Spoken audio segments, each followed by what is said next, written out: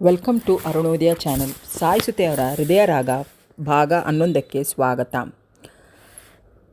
ಕಾರಿನ ಸದ್ದಿಗೆ ಎಚ್ಚೆತ್ತ ಕಣ್ಮಣಿ ಎದ್ದು ಬಂದು ಅತ್ತೆಯ ಪಕ್ಕದಲ್ಲಿ ನಿಂತಳು. ಮೊದಲೇ ಅಳೆದೆಯವರಾದ ಸುಭದ್ರಮ್ಮ ಭಯದಿಂದ ಅತ್ತೆ ಬಿಟ್ಟರು. ಅತ್ತೆ, ಯಾಕೆ ಅಳ್ತಾ ಇದ್ದೀರಿ? ಬಾವ ಈಗ ಎಲ್ಲಿಗೆ ಹೋಗಿದ್ದು ಎಂದಳು ಗಾಬರಿಯಿಂದ ಕಣ್ಮಣಿ. ಸುಭದ್ರಮ್ಮ ಮಧ್ಯೆ ಮಧ್ಯೆ ಕಣ್ಣು ಮೂಗು ಒರೆಸಿಕೊಳ್ಳುತ್ತಾ ವಿಷಯ ತಿಳಿಸಿದರು. ನಮ್ಮ ಚಂದ್ರು ಮೊದಲಿನ ಮಗನಾಗಿ ಉಳಿದಿಲ್ಲ. ಒಂದು ಕಾಲದಲ್ಲಿ ನನ್ನ ಮಾತು ಅಂದರೆ ಅವನಿಗೆ ವೇದವಾಕ್ಯ. ಈಗ ಒಮ್ಮೆಲೆ ಜೋರಾಗಿ ಬಿಕ್ಕಳಿಸಿದರು. ಶಾರದೆಯಾಗಿದ್ದರೆ ಒಂದಕ್ಕೆ ಎರಡೇಳಿ ಅತ್ತೆಯನ್ನು ಸಮಾಧಾನ ಮಾಡುತ್ತಿದ್ದಳೋ ಏನೋ. ಅದರ ಕಣ್ಮನಿಗೆ ಏನು ಮಾಡಬೇಕು ಎಂದು ತಿಳಿಯಲಿಲ್ಲ. ಅವಳಿಗೆ ಹೇಗೆ ಸಮಾಧಾನ ಮಾಡಬೇಕಂತಲೂ ತಿಳಿಯಲಿಲ್ಲ. ವೆಂಕಣ್ಣನವರು ಎರಡನೇ ಮಗಳು ಕಣ್ಮಣಿಯನ್ನು ತಂದು ತಂಗಿಯ ಮನೆಯಲ್ಲಿ ಬಿಟ್ಟಿದ್ದರು. ಹೇಗಾದರೂ ಚಂದ್ರಮೋಹನ್ಗೆ ಮಗಳನ್ನು ಮದುವೆ ಮಾಡಿಕೊಡುವ ತವಕ ತುಂಬು ಯೌವನದಲ್ಲಿರುವ ಸೋದರಳಿಯನ ಗಮನ ಕಣ್ಮಣಿಯ ಮೇಲೆ ಬೀಳಲೇಬೇಕು. ಅಂತಹ ಸಮಯ ನೋಡಿ ಡೈವರ್ಸ್ ಕೊಡಿಸಿ ಮದುವೆ ಮಾಡಿಬಿಡಬೇಕು ಎಂಬುದು ಅವರ ಉದ್ದೇಶ. ಅದಕ್ಕೆ ಸರಿಯಾಗಿ ಕಣ್ಮಣಿ ಶಾರದೆಗಿಂತ ಚೆಲುವೆ. ಮೈಸೂರು ಸಮೀಪಿಸುತ್ತಿದ್ದ ಕೂಡಲೇ ಚಂದ್ರಮೋಹನ್ ಯೋಚನೆಯಾಯಿತು. ಅವರ ಸರಿಯಾದ ವಿಳಾಸ ಸಹ ಅವನಿಗೆ ಗೊತ್ತಿರಲಿಲ್ಲ. ಅವನು ವಿಚಾರಿಸಲೂ ಇಲ್ಲ. ಅವನಿಗೆ ಈ ಸಮಯದಲ್ಲಿ ವಿಚಾರಿಸಬೇಕೆನ್ನುವ ವಿಷಯವೂ ಒಳೆಯಲಿಲ್ಲ. ಮಂಜುಳಾಳ ಮನೆ ವಿಳಾಸ ಗೊತ್ತಿರದಿಂದ ನೇರವಾಗಿ ಅಲ್ಲಿಗೆ ಕಾರ್ ನಡೆಸಿ ಕಾರನ್ನು ನಿಲ್ಲಿಸಿ ಕಾಂಪೌಂಡ್ ಗೇಟ್ ತೆರೆದುಕೊಂಡು ಒಳಹೋಗಿ ಕರಗಂಟೆಯನ್ನು ಒತ್ತಿದ. ಕೆಲಸದಾಕೆ ಬಂದು ಬಾಗಿಲು ತೆರೆದಳು. ಮಂಜುಳ ವರಂಡಾದಲ್ಲಿ ಕುರ್ಚಿಯಲ್ಲಿ ಕುಳಿತಿದ್ದಳು. ಎರಡೂ ಕೈಗಳನ್ನು ಗದ್ದಕ್ಕೆ ಊರಿ ಚಿಂತಾಗ್ರಂಥಳಾಗಿ ಕುಳಿತಿದ್ದಳು. ತಟ್ಟನೆ ಒಳಗೆ ನುಗ್ಗಿದ ಚಂದ್ರಮೋಹನ್ ಮಂಜುಳಾ ಎಂದನು. ತಲೆ ಎತ್ತಿದ ಮಂಜುಳಾ ಮುಖದ ಮೇಲೆ ಸಂತೋಷ, ವ್ಯಥೆ ಹಾದು ಹೋಗಿ ಉದಾಸೀನ ಮೂಡಿತು. ಬನ್ನಿ ಡಾಕ್ಟರ್, ಇಲ್ಲೊಂದು ಪೇಷಂಟ್ಗೆ ಚಿಕಿತ್ಸೆ ಮಾಡಲು ನಿಮಗೆ ಫೋನ್ ಮಾಡಿದ್ದು ಎಂದು ಮೇಲಕ್ಕೆದ್ದಳು. ಚಂದ್ರಮೋಹನ್ಗೆ ನಿಜವಾಗಿ ಬೇಸರವಾಗಿತ್ತು. ಈ ಮೈಸೂರಿನಲ್ಲಿ ಎಷ್ಟು ಮಂದಿ ಡಾಕ್ಟರ್ ಇದ್ದಾರೆ, ಎಂತೆಂಥ ಪರಿಣತರಿದ್ದಾರೆ. ಅಂಥವರಲ್ಲಿ ಬಿಟ್ಟು ನನಗೇಕೆ ಫೋನ್ ಮಾಡಿ ತೊಂದರೆ ಮಾಡಿದರು? ಮಂಜುಳಾ ಹೇಳಿ ಫೋನ್ ಮಾಡಿಸಿರಬೇಕು. ಸದ್ಯ ಯಾರು ಈ ಪೇಷಂಟ್ ಎಂದುಕೊಳ್ಳುತ್ತಾ ಮಂಜುಳನನ್ನು ಹಿಂಬಾಲಿಸಿ ಕೋಣೆಯೊಳಕ್ಕೆ ಹೋದ. ಮಂಚದ ಮೇಲೆ ಕಣ್ಮುಚ್ಚಿ ಮಲಗಿದ ಪ್ರಭಾಳನ್ನು ನೋಡಿದ ತಕ್ಷಣ ಅವನಿಗೆ ಗಾಬರಿಯೇ ಆಯಿತು. ಅವನ ಕಾಲುಗಳ ಶಕ್ತಿಯನ್ನು ಕಳೆದುಕೊಂಡು ಕುಸಿಯುವಂತಾಯಿತು. ನಿರ್ಜೀವಿಯಂತೆ ನಿಂತುಬಿಟ್ಟ. ಮಂಜುಳಾಗೆ ತಾನು ಮಾಡಿದ ತಪ್ಪಿನ ಅರಿವಾಯಿತು. ಇದ್ದಕ್ಕಿದ್ದ ಹಾಗೆ ಚಂದ್ರಮೋಹನನ್ನು ಏನೂ ತಿಳಿಸದೆ ಪ್ರಭಾಳ ಬಳಿಗೆ ಕರೆದುಕೊಂಡು ಬರಬಾರದಾಗಿತ್ತು. ಹೇಗೋ ಕರ್ಕೊಂಡು ಬಂದಾಗಿದೆ, ಮುಂದೆ ಅವನನ್ನು ನಾನೇ ಸಮಾಧಾನಗೊಳಿಸಬೇಕು ಎಂದುಕೊಂಡು ಕೈ ಹಿಡಿದು ಕುರ್ಚಿಯ ಮೇಲೆ ಕೂಡಿಸಿ ಪ್ರಭಾಳಿಗೆ ಏನೂ ಆಗಿಲ್ಲ ಎಂದು ನಿಧಾನವಾಗಿ ಅವನಿಗೆ ಎಲ್ಲ ವಿವರಿಸಿದಳು. ಚಂದ್ರಮೋಹನ್ ಚೇತರಿಸಿಕೊಳ್ಳಲು ಅರ್ಧ ಗಂಟೆಯೇ ಬೇಕಾಗಿತ್ತು. ಅಡಿಗೆಯಾಕೆ ತಂದಿಟ್ಟ ಕಾಫಿಯನ್ನು ಕುಡಿಯಲು ಬಲವಂತ ಮಾಡಿದಳು. ಅವಳ ಬಲವಂತಕ್ಕೆ 2 ಗುಟುಕು ಕುಡಿದು ಲೋಟ ಕೆಳಗಿಟ್ಟ. ಮಂಜುಳಾ ಹೊರಗೆದ್ದು ಹೋದಳು. ಚಂದ್ರಮೋಹನ್ ಎದ್ದು ಹೋಗಿ ಮಂಚದ ಮೇಲೆ ಮಡದಿಯ ಪಕ್ಕ ಕುಳಿತ. ಅಸ್ವಸ್ಥವಾದ ಪ್ರಭಾಳ ಮುಗ್ಗುರುಳು ಹಣೆಯ ಮೇಲೆ ಚೆಲ್ಲಾಪಿಲ್ಲಿಯಾಗಿ ಹರಡಿತ್ತು. ಅವನು ಮೆಲ್ಲಗೆ ಹಿಂದಕ್ಕೆ ಸರಿಸಿ 2 ಕೈಗಳಿಂದ ಅವಳ ಮುಖವನ್ನು ಹಿಡಿದುಕೊಂಡು ಪ್ರೀತಿಯ ಮುದ್ರೆಗೊಯ್ತಲು ಮುದ್ದಾದ. ಆದರೆ ತುಟಿಗಳು ಮುಂದುವರಿಯಲಿಲ್ಲ. ಅವನ ಕಣ್ಣಿಂದ ತೊಟ್ಟಕ್ಕಿದ್ದ 2 ಹನಿಗಳು ಅವಳ ಕೆನ್ನೆಯ ಮೇಲೆ ಬಿತ್ತು. ಮಡದಿಯ ಮುಖವನ್ನೇ ನೋಡುತ್ತಾ ಕುಳಿತಿದ್ದ. ಮುಖ ಬಹಳಷ್ಟು ಕೆಳಗುಂದಿತ್ತು. ಮೈಕೈ ತುಂಬಿಕೊಂಡಿದ್ದ ಪ್ರಭಾ ಈಗ ಅರ್ಧವಾಗಿ ಹೋಗಿದ್ದಳು. ಮಂಜುಳಾ ಕೋಣೆಯ ಬಾಗಿಲಿಗೆ ಬಂದು ಎಚ್ಚರಿಸಿದಳು. ಡಾಕ್ಟರ್ 9 ಗಂಟೆಯವರೆಗೂ ಎಚ್ಚರವಾಗೋದಿಲ್ಲ ಅಂತ ಹೇಳಿ ಹೋಗಿದ್ದಾರೆ. ಸ್ನಾನ ಮಾಡಿ ತಿಂಡಿ ತಗೋಬನ್ನಿ ಎಂದು ಬಲವಂತ ಮಾಡಿ ಎಬ್ಬಿಸಿದಳು. ಸ್ನಾನ ಮಾಡಿ ಬಂದ ಮೇಲೆ ಚಂದ್ರಮೋಹನ್ ಅನಾಮಸ್ಕವಾಗಿ ಕುಳಿತ. ಅವನ ಭಿನ್ನ ವ್ಯಕ್ತಿತ್ವಕ್ಕೆ ಅವನಿಗೇ ಬೇಸರವಾಯಿತು. ತಾಯಿಯ ಮಾತನ್ನು ಮೀರಿ ಪ್ರಭಾಳನ್ನು ಬಾಳಲಾರ. ಅಷ್ಟೇ ಅಲ್ಲ, ಪ್ರಭಾಳ ಸಹೃದಯದಿಂದ ದೂರ ಮಾಡಲಾರ. ಕಾರಣ ಅವಳು ಅವನ ಅನುರಾಗದ ಆರಾಧ್ಯ ದೇವತೆಯಾಗಿದ್ದಳು. ಅಲ್ಲಿ ಬೇರೆಯವರಿಗೆ ಸ್ಥಳವೇ ಇರಲಿಲ್ಲ. ಬನ್ನಿ ತಿಂಡಿ ತಗೊಳ್ಳುವಿರಂತೆ ಎಂದಳು ಮಂಜುಳಾ. ಚಂದ್ರಮೋಹನ್ ಮೌನದಿಂದ ಹೆಜ್ಜೆ ಹಾಕಿ ಟೇಬಲಿನ ಮೇಲೆ ಕುಳಿತ. ಡಾಕ್ಟರ್ಗೆ ನಿಮ್ಮ ಫೋನ್ ನಂಬರ್ ಕೊಡುವಾಗ ನೀವು ಬಾಂಬೆಗೆ ಹೋದ ವಿಷಯವನ್ನು ಮರೆತೇ ಬಿಟ್ಟೆ. ಏನೋ ದೇವರ ದಯೆ ನೀವು ಬಂದಿದ್ದೀರಿ. ಪ್ರಭಾ ಆಡಿದ ರೀತಿ ನೋಡಿ ನನಗೆ ಭಯವೇ ಆಗಿತ್ತು. ಅವಳಿಗೇನಾದರೂ ಹೆಚ್ಚು ಕಡಿಮೆ ಆದರೆ ಅವರು ಮಾವ ಜೀವಂತವಾಗಿ ಉಳಿಯುವುದಿಲ್ಲ ಎಂದು ನಿಟ್ಟುಸಿರು ಬಿಟ್ಟ. ಸುಮ್ಮನೆ ಕುಳಿತ ಮೋಹನ್ ಭಾರವಾದ ನಿಟ್ಟುಸಿರನ್ನು ಬಿಟ್ಟ. ನಿಮಗೆ ನನ್ನ ನೋಡಿದರೆ ಬೇಸರ ಮಾತ್ರವಲ್ಲ, ಅಸಹ್ಯವೂ ಕೂಡ ಆಗಬಹುದು. ನಿಮಗಳಿಗಾಗಿರುವ ಅನ್ಯಾಯವನ್ನು ಕಂಡು ನಿಮ್ಮ ಮನಸ್ಸು ಸಿಡಿದು ಹೇಳುವುದು ಸಹಜ. ಇಷ್ಟು ಪ್ರೀತಿಸೋ ಪ್ರಭಾಳಿಂದ ನನ್ನ ತಾಯಿ ದೂರವಾದರೆ ನಾನು ಅವಳನ್ನು ದ್ವೇಷಿಸಿ ಎಲ್ಲಿ ಹೀನಾಯವಾಗಿ ಕಾಣಿಸ್ತೀನೋ ಅನ್ನೋ ಹೆದರಿಕೆ. ಆ ಹೆದರಿಕೆಯೇ ನಮ್ಮಿಬ್ಬರನ್ನು ದೂರ ಮಾಡಿದೆ. ಅವಳಿಗೆ ಎಚ್ಚರವಾಗುವವರೆಗೂ ನಾನು ಖಂಡಿತ ಇಲ್ಲಿರಲಾರೆ. ಆಮೇಲೆ ಅವಳ ಕಣ್ಣುಗಳಲ್ಲಿ ಕಾಣುವ ನಿರಾಶೆ, ಉದಾಸೀನ ಖಂಡಿತ ನಾನು ನೋಡಲಾರೆ ಎಂದು ಮುಖ ಕಿವಿಚಿ ತಲೆಯನ್ನು ಬಲವಾಗಿ ಹಿಡಿದುಕೊಂಡ. ಅವನ ಮಾತುಗಳಿಂದ ಮಂಜುಳಾಗೆ ವಿಷಯವು ಅರಿವಾಯಿತು. ಅವಳೇನು ಅಂತಹ ಅನುಭವ ಆಳಲ್ಲ. ಏನಾದರೂ ಹೇಳಲು ಮೊದಲು ತಿಂಡಿ ತಗೊಳ್ಳಿ, ಆಮೇಲೆ ಮಾತಾಡೋಣ ಎಂದಳು.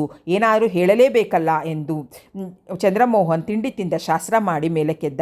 ಅವನಿಗೆ ಇನ್ನೊಮ್ಮೆ ಮಡದಿಯನ್ನು ಕಣ್ತುಂಬ ನೋಡುವ ಆಸೆ. ಪ್ರಭಾ ಮಲಗಿದ ಕೋಣೆಗೆ ಬಂದು ಅವಳನ್ನು ಪರೀಕ್ಷಿಸಿದ. ಅವಳ ದೈಹಿಕವಾಗಿ ಆರೋಗ್ಯವಾಗೇ ಇದ್ದಳು, ಆದರೆ ಮಾನಸಿಕವಾಗಿ ತುಂಬ ನೊಂದಿದ್ದಳು. ಮಂಜುಳಾಗೆ ಕೆಲವು ಸಲಹೆಗಳನ್ನು ಕೊಟ್ಟು ಭಾರವಾದ ಹೃದಯದಿಂದ ಹೊರಟು ಬಿಟ್ಟ. ಮಂಜುಳಾಗಳಂತೂ ಇಬ್ಬರ ಸ್ಥಿತಿ ನೋಡಿ ಅಳುವೇ ಬಂದು ಬಿಟ್ಟಿತ್ತು. ಸುಭದ್ರಮ್ಮನವರಿಗೆ ಇಡೀ ಶಾಪ ಹಾಕಿದಳು. ತನ್ನನ್ನು ತಾನೇ ಪ್ರಶ್ನಿಸಿಕೊಂಡಳು.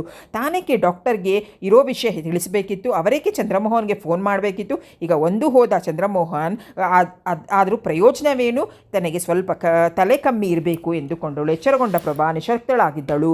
ಅವಳೇ ತನ್ನ ದೌರ್ಬಲ್ಯಕ್ಕೆ ನಾಚಿಕೊಂಡಳು. ಗೆಳತಿ ಕುಡಿಸಿದ ಕಾಫಿ ಕುಡಿದ ಪ್ರಭಾ, ಮಂಜು, ನನ್ನಿಂದ ನಿನಗೆ ಬಹಳ ತೊಂದರೆ ಆಯ್ತಲ್ವಾ? ಅಂದು ನನ್ನ ಕ್ಲಿನಿಕ್ಗೆ ಕರೆದೊಯ್ಯುತ್ತಿದ್ದರೆ ಇಷ್ಟೆಲ್ಲ ನಡೆಯುತ್ತಲೇ ಇರಲಿಲ್ಲ. ಅಂದು ನೀನು ಮಾಡಿದ ತಪ್ಪಿಗೆ ಇಂದು ನೀನೇ ಶಿಕ್ಷೆ ಅನುಭವಿಸ್ತಿರುವೆ. ಅವಳು ಕಣ್ಣಲ್ಲಿ ನೀರು ತುಳುಕಿತು. ತನ್ನ ಕೈಯಿಂದ ಗೆಳತಿಯ ಕಣ್ಣೀರು ತೊಳೆದು, ಮಂಜುಳಾ, ನೀನು ಹೀಗೆಲ್ಲ ಮಾತನಾಡಿದರೆ ನನಗೆ ಬೇಸರವಾಗುತ್ತದೆ. ಅವತ್ತು ನಿಮ್ಮ ಮಾವ ಬರಬಹುದು, ನಿನ್ನನ್ನು ಈ ಸ್ಥಿತಿಯಲ್ಲಿ ನೋಡಿಬಿಟ್ಟರೆ ಗೋವಿಂದ ಎಂದಳು. ಅಂದಿನ ಘಟನೆಯ ತರುವಾಯ ಪ್ರಭಾ ಚೇತರಿಸಿಕೊಂಡಳು. ಆದಷ್ಟು ಸಂತೋಷವಾಗಿರಲು ಪ್ರಯತ್ನಿಸುತ್ತಿದ್ದಳು. ಆದರೂ ಮುಂದಿನ ಭವಿಷ್ಯದ ಯೋಚನೆ ಅವಳನ್ನು ಕಾಡುತ್ತಿತ್ತು. ಮಾವನಿಗೆ ಇಷ್ಟರಲ್ಲೇ ರಿಟೈರ್ಡ್ ಆಗಿ ಬಿಡುತ್ತೆ. ಆಗ 3 ಜನರ ಬದುಕು ಹೇಗೆ ನಿರ್ವಹಣೆ ಮಾಡುವುದು?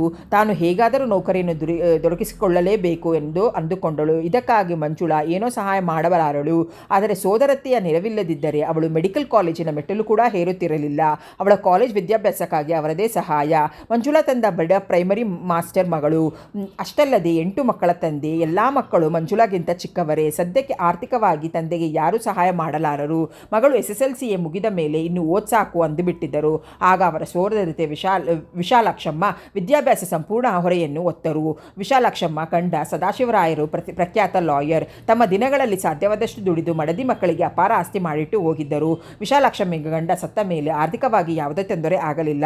ಮಗದೊಂದು ಕೊರಗಾಗಿ ಪರಿಣಮಿಸಿತು. ಶಾಲೆಗೆ ಹೋದ ಶ್ರೀನಾಥ 3 ದಿನಗಳಾದರೂ ಪತ್ತೆಯಾಗಲಿಲ್ಲ. ಪೊಲೀಸ್ ಕಂಪ್ಲೇಂಟ್ ಕೊಟ್ಟು 1 ತಿಂಗಳವರೆಗೂ ಕಾದರೂ ಅವನು ಪತ್ತೆಯಾಗಲಿಲ್ಲ. ಕಡೆಗೆ ಪೇಪರ್ನಲ್ಲಿ ಫೋಟೋ ಹಾಕಿಸಿ ಅವನ ಸುಳಿವು ತಿಳಿಸಿದವರಿಗೆ 1000 ರೂಪಾಯಿ ಕೊಡುವೆ ಎಂದು ಬಹುಮಾನ ಎಂದು ಸಾರಿದರು. ಇದಾದ ನಂತರ 3 ತಿಂಗಳ ಮೇಲೆ ಯಾರೋ ಗೋವಾದಲ್ಲಿ ಶ್ರೀನಾಥನನ್ನು ಕರೆತಂದು ಬಿಟ್ಟು ಬಹುಮಾನ ಪಡೆದುಕೊಂಡು ಹೋದರು. ಮಗ ಸಿಕ್ಕಿದನಲ್ಲ ಎಂಬ ಸಂತೋಷ ವಿಶಾಲಕ್ಷ್ಮಿಗೆ ಬಹಳ ಹೊತ್ತು ಉಳಿಯಲಿಲ್ಲ. ಶ್ರೀನಾಥ್ ಬುದ್ಧಿ ವಿಫಲನಾಗಿದ್ದ. ಆದರೆ ಅದೊಂದು ರೀತಿ ಒಂದೊಂದು ಸಲ ಎಲ್ಲರೊಡನೂ ಚೆನ್ನಾಗಿ ಮಾತನಾಡುತ್ತಿದ್ದ. ಸುಮ್ಮನೆ ಕೂತರೆ ಕೂತೇ ಇರುತ್ತಿದ್ದ, ನಿಂತರೆ ನಿಂತೇ ಇರುತ್ತಿದ್ದ. ಅಂತಹ ಸಮಯದಲ್ಲಿ ಯಾರಾದರೂ ಮಾತನಾಡಿಸಿದ ಅಥವಾ ಮೈ ಮುಟ್ಟಿ ಬಲವಂತ ಪಡಿಸಿದರೆ ಕೈಗೆ ಸಿಕ್ಕಿದ್ದೆಲ್ಲ ಒಡೆದು ಬಿಡುತ್ತಿದ್ದ. ಊಟ ಬೇಡ, ತಿಂಡಿ ಬೇಡ ಎಲ್ಲೆಂದರಲ್ಲಿ ಮಲಗಿ ಬಿಡುತ್ತಿದ್ದ. ಮಗನ ವಿಚಿತ್ರ ನಡತೆಯನ್ನು ಕಂಡು ವಿಶಾಲಾಕ್ಷಮ್ಮ ಭಯರಿತರಾದರು. ಒಡನೆಯೇ ಮಾನಸಿಕ ಆಸ್ಪತ್ರೆಗೆ ಕರೆದೊಯ್ದರು. ಅಲ್ಲೂ ಅವರಿಗೆ ಎಲ್ಲರಿಗೂ ತಲೆನೋವಾಗಿತ್ತು. ಸುಮಾರು ವರ್ಷವಿದ್ದಾಗಲೂ ಏನೂ ಗುಣವಾಗಲಿಲ್ಲ. ಮನೆಗೆ ತಂದರು ವಾಪಸ್ಸು. ಆಗ ದೂರದ ಬಂಧುಗಳೆಲ್ಲ ಬಂದು ಸಹಾನುಭೂತಿ ಹೇಳಿದರೆ ಹೊರತು ಆರ್ಥಿಕವಾಗಿ ಪ್ರಯೋಜನ ಏನೇನು ಪಡೆಬೇಕೋ ಆ ವಿಶಾಲಾಕ್ಷಮ್ಮನ ಕಡೆಯಿಂದ ಪಡೆದರು. ಅವರುಗಳು ಸಲಹೆಯಂತೆ ವಿಶಾಲಾಕ್ಷಮ್ಮ ಆಯುರ್ವೇದ, ಅಲೋಪತಿ, ಹೋಮಿಯೋಪತಿ ಎಲ್ಲ ಚಿಕಿತ್ಸೆಗಳನ್ನು ಮಾಡಿಸಿದರು. ಮಂತ್ರವಾದಿಗಳನ್ನು ಕರೆಸಿ ವಿವಿಧ ಪೂಜೆ ಯಂತ್ರಗಳನ್ನು ಮಾಡಿಸಿದರು. ಯಾವುದಕ್ಕೂ ಬಗ್ಗಲಿಲ್ಲ ಶ್ರೀನಾಥನ ಕಾಯಿಲೆ. ಕಡೆಗೆ ಬೇಸತ್ತು ವಿಶಾಲಾಕ್ಷಮ್ಮ ವ್ಯಥೆಯಿಂದ ಸುಮ್ಮನಾದರು. ಆಮೇಲೆ ವಿಶಾಲಾಕ್ಷಮ್ಮನ ಗಮನ ಮದುವೆಗೆ ನಿಂತ ಮಗಳ ಕಡೆ ತಿರುಗಿಸಿತು. ಶ್ರೀನಾಥನ ಸ್ಥಿತಿ ನೋಡಿ ತಮ್ಮ ಮಗಳನ್ನು ಮದುವೆಯಾಗಲು ಹಿಂತೆಗೆಯಬಹುದಾದ ಎಂದುಕೊಂಡು ಅವರು ತರಾತುರಿಯಲ್ಲಿ 1 ತಿಂಗಳಲ್ಲಿ ಮಗಳು ಮದುವೆ ಮಾಡಿ ಮುಗಿಸಿದರು. ಆದರೂ ಅಳಿಯ ಒಳ್ಳೆಯ ವಿದ್ಯಾವಂತನಲ್ಲದೆ ಬಾಂಬೆಯಲ್ಲಿ ದೊಡ್ಡ ನೌಕರಿಯಲ್ಲಿದ್ದ. ಆರ್ಥಿಕವಾಗಿ ಬಹಳ ಹಿಂದೆ ಉಳಿದಿದ್ದ ತನ್ನಣ್ಣನ ಸಂಸಾರಕ್ಕೆ ತಾವೇ ಸಹಾಯ ಮಾಡುವುದಲ್ಲದೆ ಮಂಜುಳಾನ ವಿದ್ಯಾಭ್ಯಾಸಕ್ಕೆ ನೆರವಾದರು.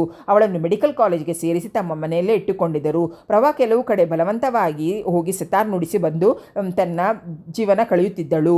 ಆದರೆ ಅವಳಿರೋ ಸ್ಥಿತಿಯಲ್ಲಿ ಈ ಕರೆಗಳನ್ನು ಮನ್ನಿಸುವುದಾಗಿರಲಿಲ್ಲ. ಅದು ಅಲ್ಲದೆ ಲಕ್ಷ್ಮೀಪತಿಗಳು ಬಂದಾಗಲೆಲ್ಲ ಅವಳನ್ನು ಕರೆದುಕೊಂಡು ಹೋಗಲು ಇಷ್ಟಪಡುತ್ತಿದ್ದರು. ಮಂಜುಳೆಯ ಜೊತೆ ಅವಳಿಗೊಂದು ಉತ್ಸಾಹ ತುಂಬಿದೆ.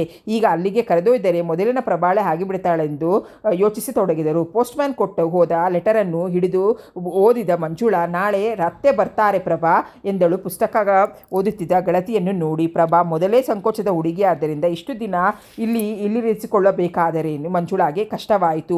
ವಿಶಾಲಾಕ್ಷಮ್ಮ ಸೋದರ ಸೊಸೆಗೆ ಎಲ್ಲ ವಿಧವಾದ ಸ್ವಾತಂತ್ರ್ಯ ಕೊಟ್ಟಿದ್ದರು. ಅವಳೇನು ಅಳುಕಬೇಕಾಗಿರಲಿಲ್ಲ. ಆದರೆ ಪ್ರಭಾ ಒಪ್ಪುತ್ತಿರಲಿಲ್ಲ.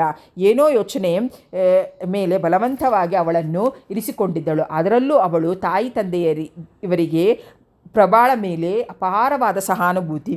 ಪ್ರಭಾ ಪುಸ್ತಕ ತೆಗೆದು ಪಕ್ಕಕ್ಕಿಟ್ಟು, ಮಂಜು, ಇನ್ನೂ ನಾನು ಇಲ್ಲಿರೋದು ಸರಿ ಹೋಗೋದಿಲ್ಲ. ಈಗಾಗಲೇ ಇಲ್ಲಿಗೆ ಬಂದು 3 ತಿಂಗಳಾಯಿತು. ಮಾವ ಬಂದಾಗಲೆಲ್ಲ ಬೇಸರಪಟ್ಟುಕೊಳ್ಳುತ್ತಾರೆ. ಆದರೆ ಅವಳ ಕಣ್ಣುಗಳಲ್ಲಿ ಕಂಬನಿ ನಿಂತು ಕೊಳಗಳಾದವು. 3 ತಿಂಗಳಿಂದ ಮಂಜುಳಾ ತನಗಾಗಿ ಏನೆಲ್ಲ ಮಾಡಿದಾಳೆ.